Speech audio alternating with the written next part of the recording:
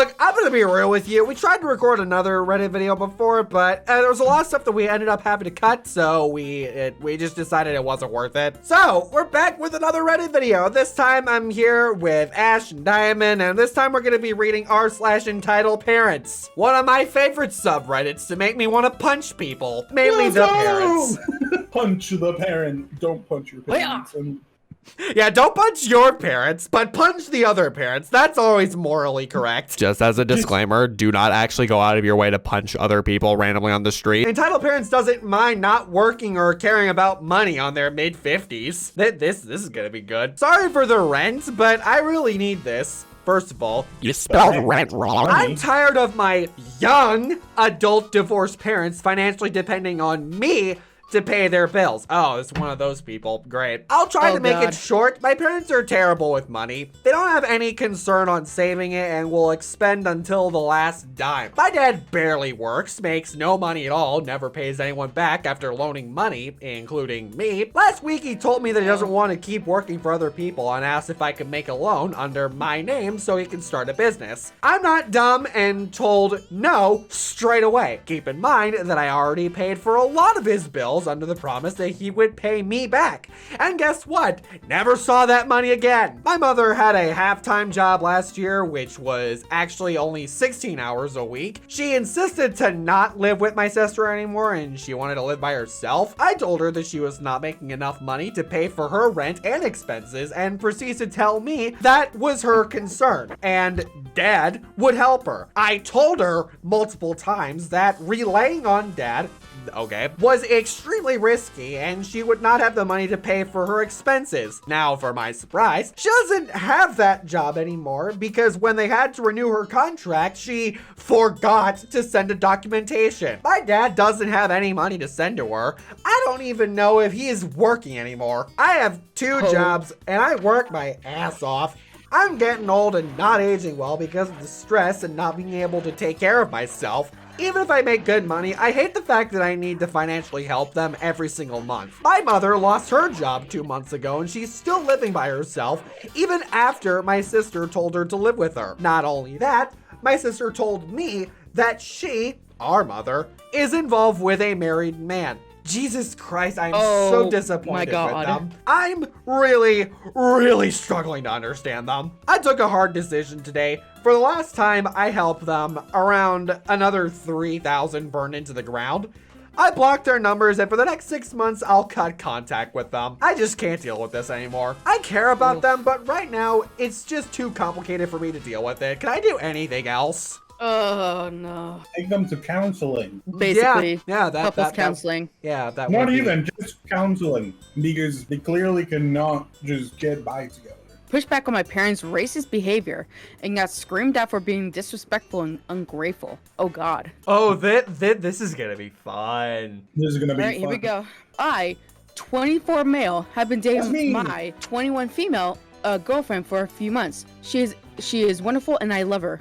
She is black and I am white. Our race has never been an issue between us or with her family who are all super welcoming and kind to me. All I wanted was to meet her parents in the other city, and I had an opportunity to come back. My dad has been hinting that she isn't right for me, and our relationship is doomed to fail. And she is lazy and going to be a drain and an anchor on me since we met. He has been nothing but negative on her, and he said my mom has been very upset about other factors like age difference, that she agreed with him with the relationship that it could never work. I asked if she would come on my trip, and my dad went silent for 5 minutes, and when he started talking, he went on a 2-hour tangent, basically saying that she cannot come because my grandpa might be racist towards her. When I get a text from my sister telling me that he would ask to speak with her, ask her to speak to me, and that I couldn't pick up a good woman. Then my mom texted me saying that I couldn't wait for a few months to bring her sitting all kinds of excuses like the weather,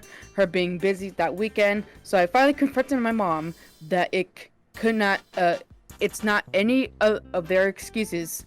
It is my parents have decided that they don't like my girlfriend with no acknowledge about her and they don't want her there and come up with excuses. I told my mom I had hoped meeting her would have ended this type of behavior, and they have seen what kind of person that she is. And I asked my mom to not judge and give her a chance. Well, I got a call from my dad screaming at me, saying, "How dare you speak to your mother like that?"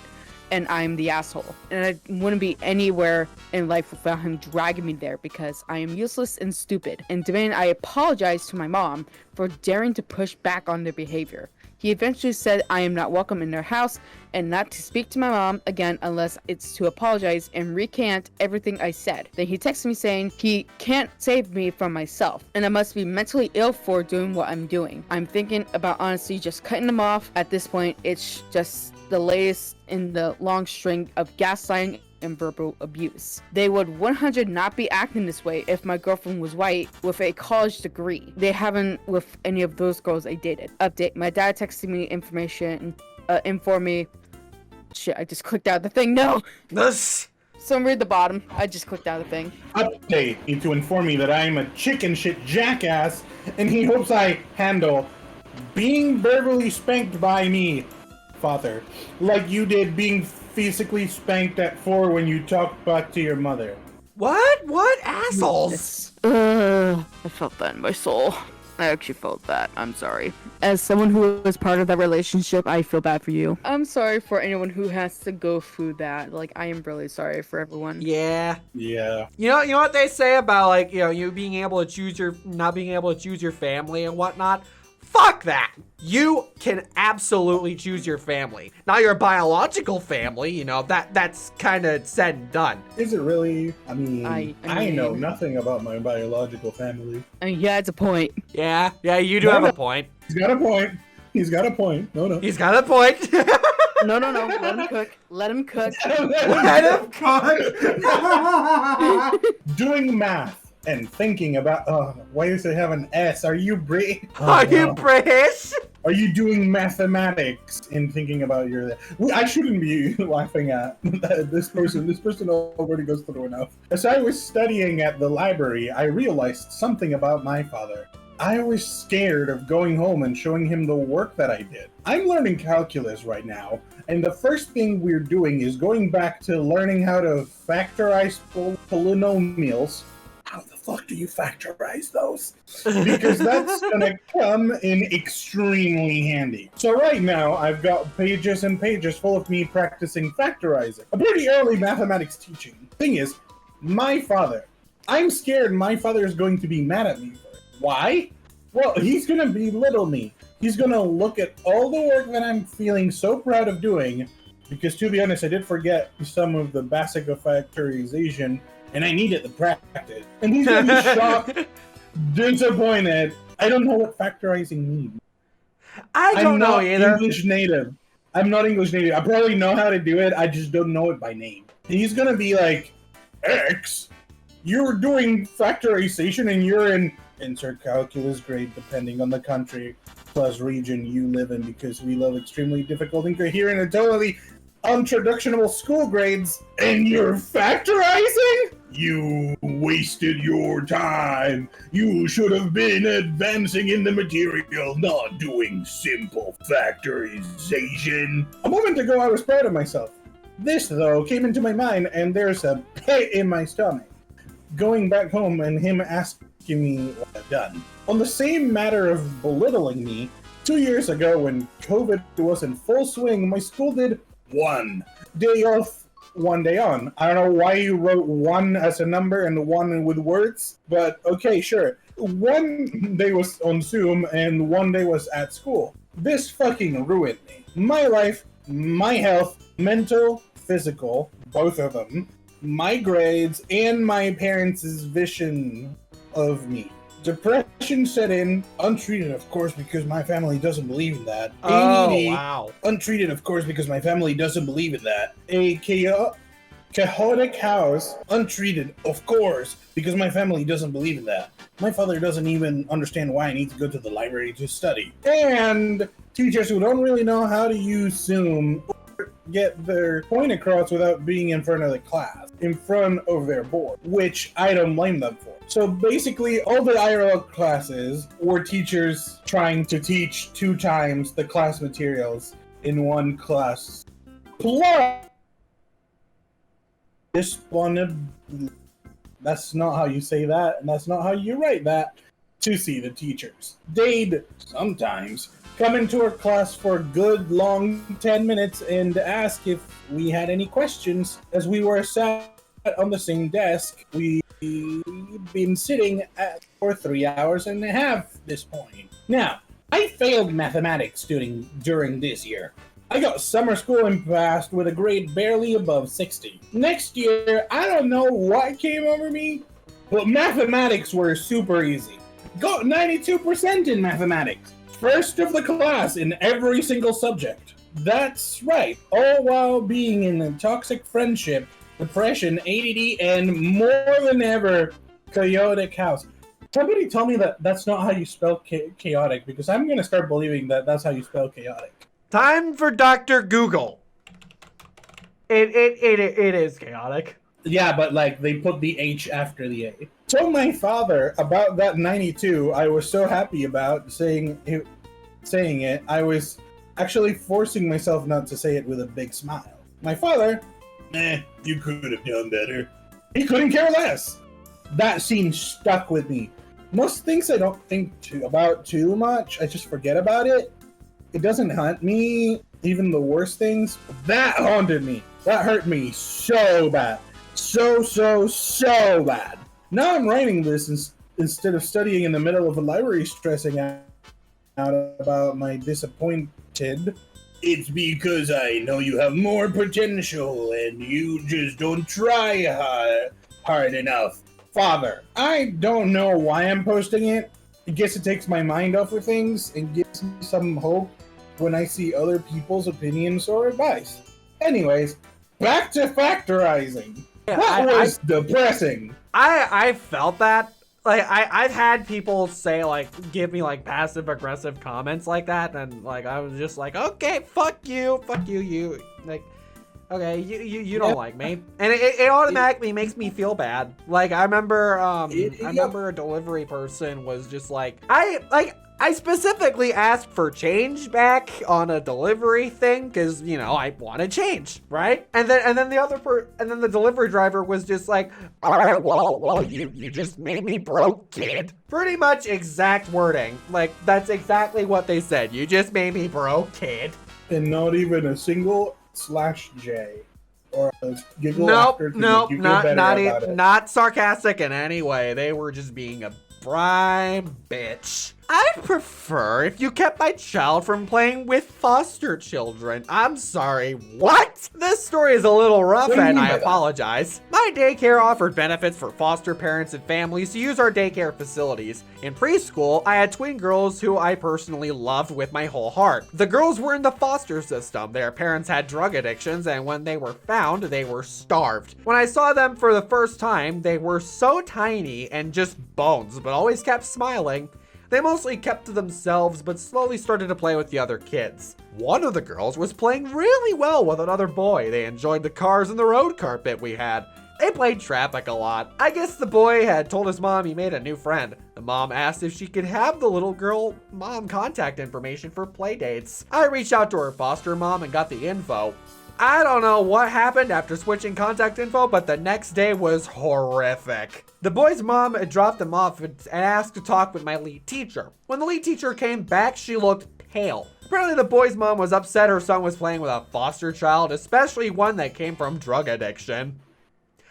What? She said she doesn't want her child around those people, and if we could prevent them from playing. Our lead teacher told her we don't prevent children from playing with other children unless they fight a lot. The mom said, so you would prefer if I told my son to beat that little girl in order for you to take action? I think she ended the conversation after that because she didn't want to talk to her about it anymore. Her son was pulled from the facility and it was his last day with us.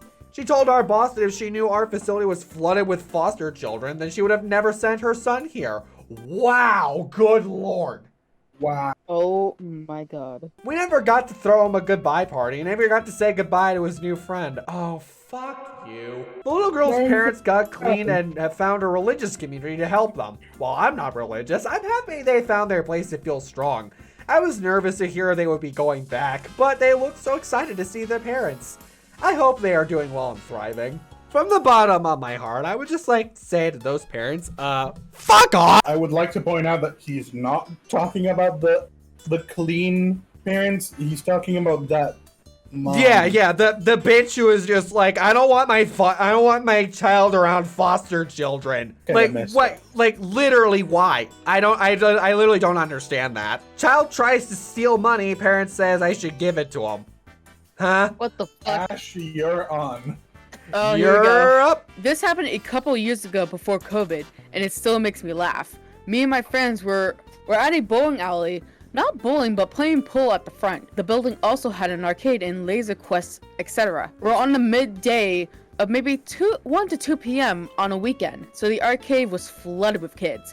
Me and my friends were near the bar playing pool away from the rest of the arcade.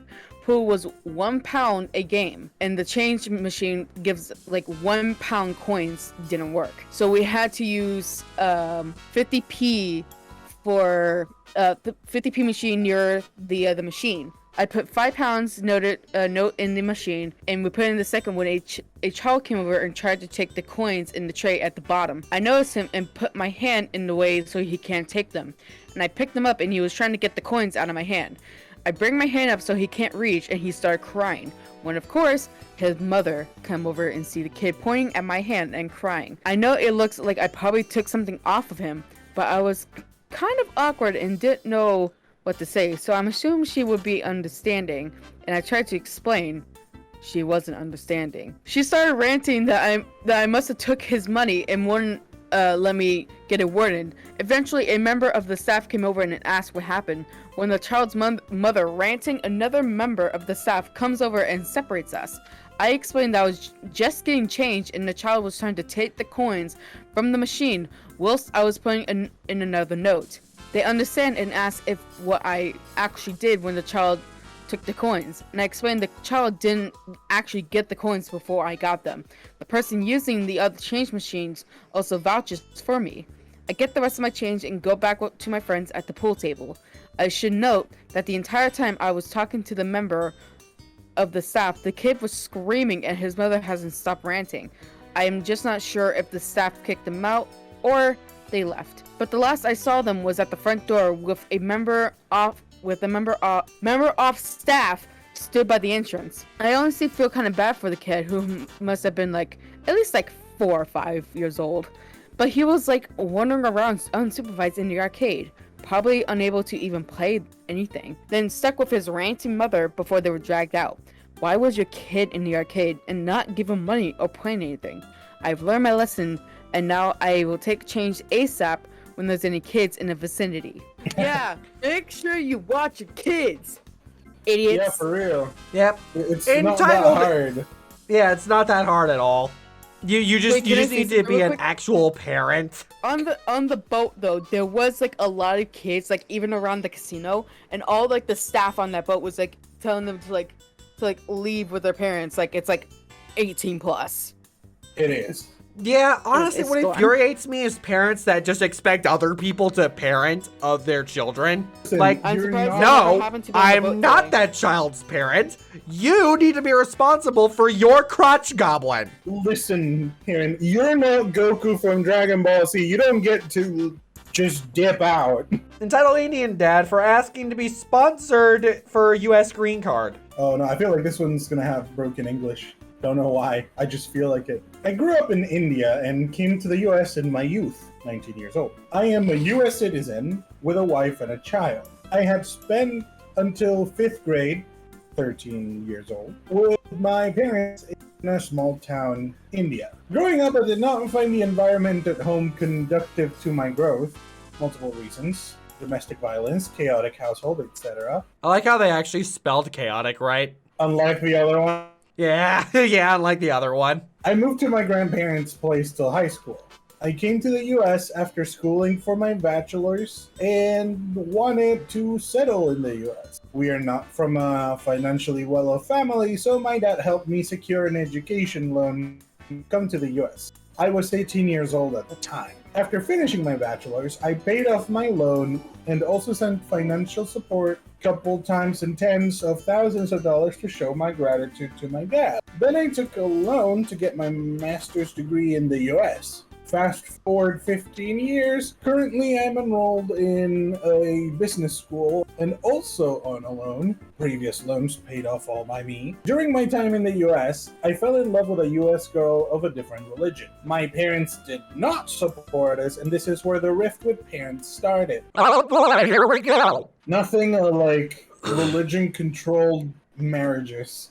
Oh yeah, those are the best. I broke up and in a couple of years chose to marry an Indian girl to meet my parents' expectations. Still, my parents came to the US and fought with us on missing Indian values, eventually leading to me and my spouse's divorce. There were multiple reasons related to family incompatibility with my wife. When I sided with my then wife, to be fair, he used to say things like, I shouldn't have provided Western education to you. I must slave to my wife and wag like a dog to her, etc. Okay. What? Okay, I do not need to know about your kinks. Okay, just say that for the bedroom. Oh my god. Same. You did not need to say that. I don't think he meant it like that, bro. My father also stopped talking to me during the time of my divorce. I rose back from the pains of divorce and remarried an Indian girl whom I loved. My father threatened to harm me physically this time because I was going to marry this new girl because she was also divorced. And I was bringing shame a second time to the family. He did not talk to us at all for 3 years. I and my wife built our life slowly from shambles. Today we have a small house and a newborn child. We invited my parents to visit for 3 months to the US. I still saw their previous US trips 7 to 8 times in the last 10 years. To my surprise, my dad started talking to me nicely from day one of arriving this time in the US and enjoyed the time with his grandchild. Is this a redemption arc? Probably not, but I hope it is. Almost 3 months passed by, and now my dad is forcing his will to sponsor his and my mom's green card every day while staying with us in the house. There it is. He also mentioned that he has decided to move to the US and live in our house within a year, without even asking about our choice. He's 58 years old presently and started to emotionally blackmail us again by saying that he will die from within every day if I don't say yes to his green card. And other stuff like, you are a disgraced son if you don't support your parents in old age. Am I really an asshole if I say no, we can't sponsor his move to the US and cannot keep him yet? I have promised to support him financially in India, to which he says he doesn't want bullshit support. Am I an asshole here to say him no? No, you're not an asshole. No, he's just being an entitled asshole is what he is being, not you. You're fine. Yeah, you're cool. You're cool. She doesn't care if you work until 4 a.m. She has to let the neighborhood know she's a Christian by 5:30 a.m. Oh boy, more religious fun. I wonder what fun we're gonna have today. Long post because long rant. We, siblings, 22 male me, 25 female Annika, left home together in 2021. Not because we did not love our mom, 58 female, but because grandma, 78 female Teresa, was too toxic for us, and my sister was slowly wasting away. She did not want to leave me alone since I don't make enough to have a decent life yet, and wanted to take our mom too. But sadly, some of the toxic behavior has already gotten to her and we just don't need it. For context, Teresa is a hardcore Christian, which is mostly fine, but she also has some kind of twisted mentality that makes it hard to have a normal life with her. As with most Christians, our uncle has already gone LC with her, but she just never understands why. Her rules lack of sense and are just overwhelming. You are not allowed to watch TV under the same roof. Anything but news and Christian channels will be met with hours of talking. about how the TV was invented by the devil and how the demons invade your house via the TV. Shut the fuck up. You cannot eat anything her dietarian has told her not to eat. Teresa doesn't understand all bodies work differently and would nag Annika non-stop for eating pretty healthy stuff like rice crackers with peanut butter, to the point Annika just forgot to eat during days, but would still claim to be fat. Women cannot wear pants or jeans. That would only start the holly rolling about how they're sluts and wanting to be men. Insert some transphobia here. Even after leaving, Annika still won't wear them. You can't date. If you are dating, you sure are having sex. And she will tell you about how resented our grandfather for wanting to have sex with her and feel dirty every time. And you're dirty too. And you better not touch her because she's... Oh, die. Oh my god. Okay, break real quick. I need some water. I need some water. Alright, I'm back from not dying now. Welcome back. Alright, I remember where I was. But most important, by 5:30 a.m., she will blast her radio for the entire neighborhood to hear. Same old hymns, same screaming preachers claiming fire will consume you eternally every single day. Despite being socially awkward and having a very bad health, Annika did well for herself and is a developer. She doesn't seem to have a healthy relationship with work, so it's usual to find her in her desk as early as 4 a.m. I used to force her to go to sleep by turning off the modem, or she would go on until her nose bled or her migraines forced her to stop, which was scary. She paid full bills and food until I convinced her to move out with me. Now, we teamed up to work bills and food as well as chores, but Annika's health is declining and no doctor has been able to help her or tell us what is wrong with her. Her checkups say she's healthy, but I see that she's not. I wanted to move back in with Mom, allow her and Teresa to take care of Annika, because despite everything, they're always there if Annika is bleeding or having an asthma attack. She needs them. And it's not like we will freeload her or anything, but how does Teresa react? Does she make noise while working at night? I have to sleep. And upon request, she doesn't turn on the radio at 5:30 in the morning because she will no doubt wake up Annika or worsen her migraines. Teresa's response was, "But I need my radio. It's the only thing that makes my day happy." And I need to wonder how listening about eternal doom can make her happy. I need help. I work during day on a nearby gym, and my biggest fear is finding my sister dead when I go back home. It might not be a valid fear given that no diagnosis has been made, but it still scares me, and I can understand how a radio and a bunch of locos would be more important than my sister. I just need to point out that Teresa's a bitch because she's like, oh, my sleep. But when it's someone else's sleep, what's up with that, huh? Listen, I need my sleep. But when it's like other people's sleep, she's just like, my radio! My radio! Just wear headphones! Yeah, wear headphones, like our sponsor.